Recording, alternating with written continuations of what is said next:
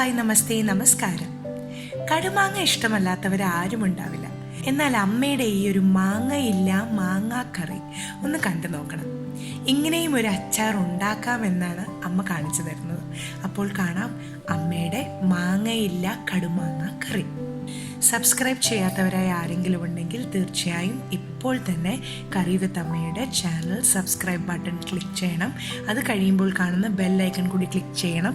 എന്നെങ്കിൽ മാത്രമേ ഞങ്ങളുടെ പുതിയ വീഡിയോസിന് നോട്ടിഫിക്കേഷൻ നിങ്ങൾക്ക് കിട്ടുകയുള്ളൂ.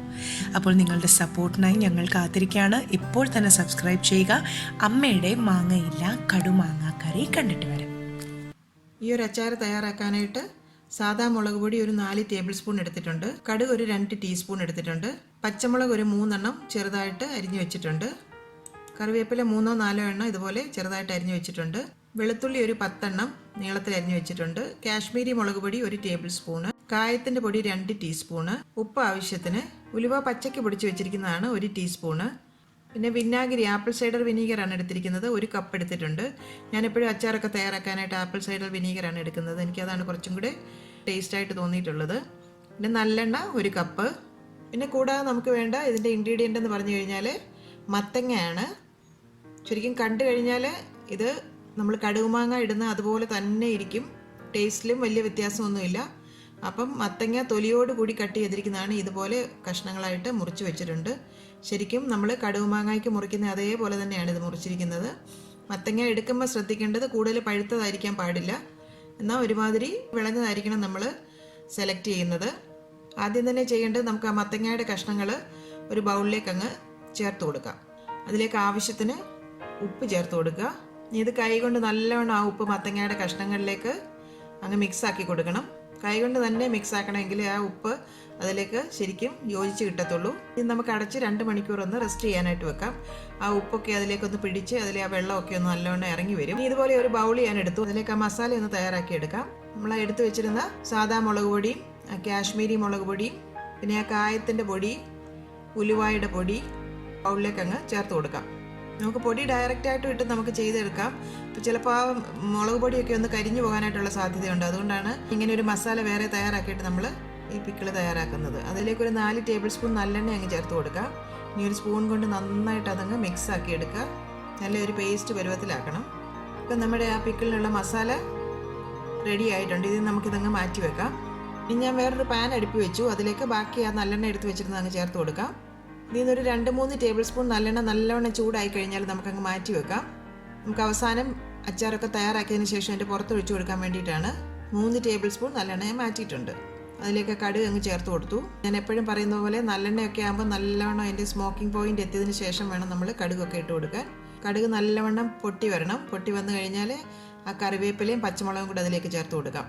ഇപ്പോൾ കരിഞ്ഞു പോകാതെ തീയൊക്കെ ഒന്ന് കുറച്ച് വെക്കണം. നല്ലവണ്ണം ഒന്ന് ഇളക്കി കൊടുക്കുക. പച്ചമുളകൊക്കെ ഒന്ന് മൂത്ത് വരുമ്പം അതിലേക്ക് ആ വെളുത്തുള്ളി അരിഞ്ഞു വെച്ചിരിക്കുന്നത് അങ്ങ് ചേർത്ത് കൊടുക്കാം. ഞാൻ ആ പച്ചമുളകും വെളുത്തുള്ളി എല്ലാം കൂടെ കിടന്ന് നല്ലവണ്ണം ഒന്ന് മൂത്ത് വരട്ടെ. ഈ ഒരു സമയത്ത് വേണമെങ്കിൽ നിങ്ങൾക്ക് കുറച്ച് ഇഞ്ചിയും കൂടെ വേണമെങ്കിൽ ചേർത്ത് കൊടുക്കാം. പക്ഷെ ഞാനിപ്പോൾ ഇവിടെ ഇഞ്ചിയൊന്നും ചേർത്തിട്ടില്ല. അപ്പോൾ വെളുത്തുള്ളിയൊക്കെ നല്ലതായിട്ട് മൂത്ത് വന്നിട്ടുണ്ട്. നല്ലൊരു മണം വരുന്നുണ്ട്. ഈ ഒരു സമയത്ത് നമ്മൾ റെഡിയാക്കി വെച്ചിരുന്ന ആ മസാല ഇതിലേക്ക് ചേർത്ത് കൊടുക്കണം. മസാല ചേർത്ത് കൊടുത്തു കഴിഞ്ഞാൽ വളരെ ലോയിലേക്ക് വേണം ഫ്ലെയിം വെക്കാൻ. കാരണം നമ്മുടെ മസാല കരിഞ്ഞു പോകാൻ പാടില്ല. നല്ലവണ്ണം അങ്ങ് ഇളക്കി കൊടുക്കുക. നമ്മൾ ആ കാശ്മീരി ചില്ലി കൂടെ ചേർത്തിരിക്കുന്നതുകൊണ്ട് നല്ലൊരു കളറാണ് നമുക്കിതിന് കിട്ടുന്നത്. ഇനി അതിലേക്ക് ആ വിനാഗിരിയും കൂടെ ചേർത്ത് കൊടുക്കാം. നല്ലവണ്ണം ഒന്ന് തിളച്ച് വരട്ടെ. ഈ ഒരു സമയത്ത് ഞാനൊരു 1/2 ടീസ്പൂൺ പഞ്ചസാരയും കൂടെ ചേർത്ത് കൊടുക്കുന്നുണ്ട്. ഇത് ഓപ്ഷനിലാണ്. മധുരം നിങ്ങൾക്ക് വേണ്ട എന്നുണ്ടെങ്കിൽ നിങ്ങൾക്ക് ചേർക്കണ്ട. ആ പഞ്ചസാരയും കൂടെ ചേർക്കുമ്പോഴാണ് ശരിക്കും ആ ഫ്ലേവറൊക്കെ നല്ലവണ്ണം ബാലൻസ് ആയി വരുന്നത്. നന്നായിട്ടങ്ങ് മിക്സ് ആക്കി കൊടുക്കുക. ഈ ഒരു സമയത്ത് 1 കപ്പ് തിളപ്പിച്ചാർച്ച വെള്ളം കൂടെ അങ്ങ് ചേർത്ത് കൊടുക്കുകയാണ്. നന്നായിട്ടങ്ങ് ഇളക്കി കൊടുക്കുക. നമ്മൾ ആ ഉപ്പിട്ട് മാറ്റി വെച്ചിരുന്ന മത്തങ്ങയുടെ കഷ്ണങ്ങളിൽ നിന്ന് വെള്ളം നല്ലോണം ഇറങ്ങി വന്നിട്ടുണ്ട്. ഇപ്പം 2 മണിക്കൂറായിട്ട് നമ്മളത് ഉപ്പ് പുരട്ടി വെച്ചിരിക്കുകയായിരുന്നല്ലോ. ആ ഒരു ഇറങ്ങി ഊറി വന്നിരിക്കുന്ന വെള്ളം കൂടെ നമുക്കിതിലേക്ക് ചേർത്ത് കൊടുക്കണം. ആ വെള്ളം കൂടെ കിടന്ന് ഒന്നങ്ങ് തിളച്ച് വരട്ടെ. അപ്പോൾ അരപ്പൊക്കെ വീണ്ടും തിളച്ച് വന്നിട്ടുണ്ടെങ്കിൽ നമുക്ക് ഫ്ലെയിം അങ്ങ് ഓഫ് ചെയ്യാം. അതിനുശേഷം ഒന്ന് ആറാനായിട്ട് അനുവദിക്കണം. ഗ്രേവിയൊക്കെ ഒന്ന് ആറി വന്നതിന് ശേഷം അതിലേക്ക് ആ മത്തങ്ങയുടെ കഷ്ണങ്ങൾ അങ്ങ് ചേർത്ത് കൊടുക്കാം. ശരിക്കും ഈ ഒരു അച്ചാർ കണ്ടു കഴിഞ്ഞാൽ കടുമാങ്ങ അല്ലെന്ന് ആരും പറയത്തില്ല. ഈ ഒരു അച്ചാർ എത്ര ദിവസം ഇരുന്നാലും അതിൻ്റെ കഷ്ണങ്ങൾ നല്ല ക്രഞ്ചി ആയിട്ട് തന്നെ ഇരിക്കും. അപ്പോൾ അതാണ് ഈ ഒരു അച്ചാറിൻ്റെ പ്രത്യേകതയും. മാങ്ങയൊക്കെ ആകുമ്പം കുറച്ച് കഷ്ണങ്ങൾ അലിഞ്ഞു പോകില്ല, ഇതൊട്ടും തന്നെ അലിഞ്ഞു പോവുകയില്ല. നമുക്ക് പുളിക്ക് പകരമായിട്ടാണ് നമ്മൾ വിനാഗിരി ചേർക്കുന്നത്. അതുകൊണ്ട് കൂടുതൽ വിനാഗിരി നമ്മൾ ഇതിന് ചേർക്കണം. ഉപ്പിടുമ്പോൾ എപ്പോഴും ശ്രദ്ധിക്കണം, നമ്മൾ മാങ്ങായിൽ ഉപ്പിടുന്ന അത്രയും ക്വാണ്ടിറ്റി നമ്മൾ ഉപ്പ് ഇതിനകത്ത് ഇടരുത്. മത്തങ്ങയ്ക്ക് അധികം പുളി ഇല്ലാത്തതായതുകൊണ്ട് അത്ര ഉപ്പിൻ്റെ ആവശ്യമില്ല. അപ്പോൾ ഉപ്പ് നിങ്ങൾ എപ്പോഴും നോക്കിയിട്ട് വേണം ചേർത്ത് കൊടുക്കാൻ. നമ്മൾ മത്തങ്ങയുടെ കഷ്ണങ്ങളിൽ ഉപ്പ് പുരട്ടി വെക്കുന്നുണ്ട് നമ്മളപ്പോൾ ആദ്യം ഉപ്പിടുമ്പോൾ എപ്പോഴും ശ്രദ്ധിക്കണം. ആവശ്യത്തിനുള്ള ഉപ്പ് നോക്കിയിട്ട് വേണം ചേർത്ത് കൊടുക്കാൻ. നല്ലവണ്ണം ആ തവി കൊണ്ടങ്ങ് മിക്സ് ആക്കുക. അപ്പോൾ ഇത് കണ്ടു കഴിഞ്ഞാൽ കടുമാങ്ങ അല്ലെന്ന് ആരെങ്കിലും പറയുമോ? അതേപോലെയാണ് ഇരിക്കുന്നത് കണ്ടു കഴിഞ്ഞാൽ. ഇത് തണുത്തതിന് ശേഷം ഇതുപോലെ നല്ല വൃത്തിയാക്കിയ നല്ല ഡ്രൈ ആയിട്ടുള്ള കുപ്പിയിലേക്ക് നമുക്കിതങ്ങ് മാറ്റാം. ഈ ഒരു കുപ്പി ഞാൻ നിറച്ചിട്ടുണ്ട്. ഇനി അതിൻ്റെ പുറത്തേക്ക് നമ്മൾ മാറ്റി വെച്ചിരുന്ന ആ നല്ലെണ്ണയിൽ നിന്ന് 1-2 ടേബിൾ സ്പൂൺ അതിൻ്റെ പുറത്തേക്ക് അങ്ങ് ഒഴിച്ചു കൊടുക്കാം. ഇനി എൻ്റെ കയ്യിലൊരു ഭരണിയും കൂടെ ഉണ്ടായിരുന്നു, ചെറിയൊരു ഭരണി. ആ ഭരണിയിൽ കൂടെ ഞാൻ ഇതേപോലെ തന്നെ ഈ അച്ചാർ അങ്ങ് നിറച്ചിട്ട് അടച്ചു വെക്കുകയാണ്. അതിൻ്റെ പുറത്തേക്ക് ഇതുപോലെ ആ മാറ്റി വെച്ചിരുന്ന നല്ലെണ്ണയിൽ 1-2 ടേബിൾ സ്പൂൺ നമുക്ക് ഒഴിച്ചു കൊടുക്കാം. അപ്പോൾ ഒട്ടും തന്നെ അത് ചീത്തയാകത്തില്ല. ഫ്രിഡ്ജ് സൂക്ഷിച്ചാൽ ഇത് കുറേ നാളിരിക്കും. ഒത്തിരി നാൾ കഴിഞ്ഞാണ് ഉപയോഗിക്കുന്നതെന്നുണ്ടെങ്കിൽ ഫ്രിഡ്ജിൽ വെക്കുന്നതാണ് നല്ലത്. നല്ല ക്രഞ്ചിയാണ് ഇതിൻ്റെ കഷ്ണങ്ങളൊക്കെ കടിക്കുമ്പം. ഭരണിയിലാകുമ്പം നമ്മൾ ഒരു തുണിയും കൂടി ഇട്ടിട്ട് കെട്ടിവെച്ച് കഴിഞ്ഞാൽ കുറച്ചും കൂടി നല്ലതാണ്. അപ്പം നമ്മുടെ സ്വാദിഷ്ടമായ മത്തങ്ങ കൊണ്ടുള്ള ഈ ഒരു അച്ചാർ റെഡി ആയിട്ടുണ്ട്. നിങ്ങളെല്ലാവരും ഇത് വീട്ടിൽ തീർച്ചയായിട്ടും ട്രൈ ചെയ്ത് നോക്കിയിട്ട് അഭിപ്രായം അറിയിക്കണം.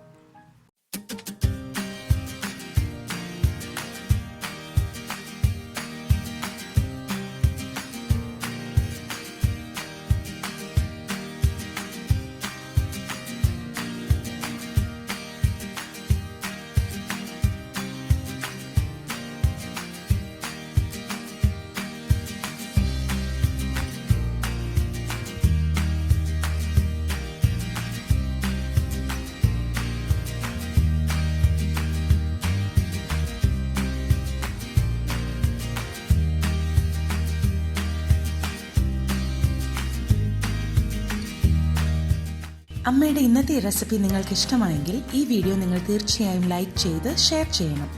ഒപ്പം തന്നെ കറി വിത്ത് അമ്മ സബ്സ്ക്രൈബ് ചെയ്യാനും ബെൽ ഐക്കൺ ക്ലിക്ക് ചെയ്യാനും മറക്കരുത്. പെട്ടെന്ന് തന്നെ ഞാനും അമ്മയും മറ്റൊരു റെസിപ്പിയുമായി എത്തും. അതുവരേക്കും നന്ദി, ഗുഡ് ബൈ.